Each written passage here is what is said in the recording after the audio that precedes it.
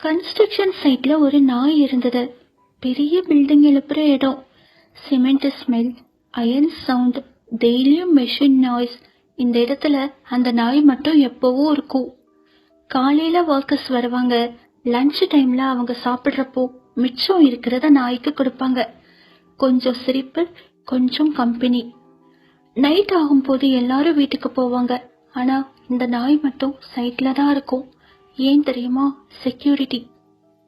யாரும் உள்ள வராம பாத்துக்கும், சத்தம் கேட்டா குறைக்கும், திருட வந்தா ஓட ஓட விரட்டும்.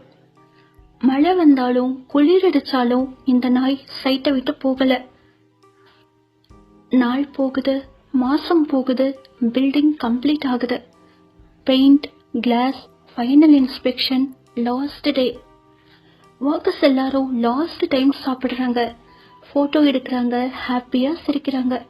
இந்த நாய் யூஸ்வலா எப்பவும் மாதிரி கார்னர்ல உட்காந்து எல்லாரையும் பாக்குது, நாளைக்கும் வருவாங்கன்னு. ஆனா next day site empty, no sound, no smell, no people, gate lock.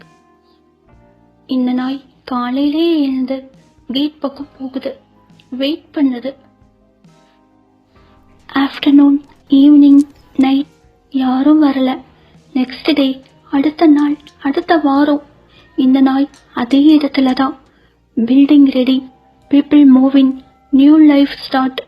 ஆனா இந்த நாய்க்கு யாரும் திரும்ப வரல. ஃபுட் இல்ல, கம்பெனி இல்ல, வாய்ஸ் இல்ல. யூஸ்ஃபுல்லா இருந்த வரைக்கும் எல்லாரும் இருந்தாங்க. ப்ராஜெக்ட் முடிஞ்ச உடனே இந்த நாயோட ஞாபகம் கூட இல்ல. மனுஷனுக்கு யூஸ் இருக்கும் வரைக்கும் தான் வேல்யூ, லாயல்ட்டிக்கு இல்ல. தேவை முடிஞ்சதும் அன்பும் முடிஞ்சிருச்சு.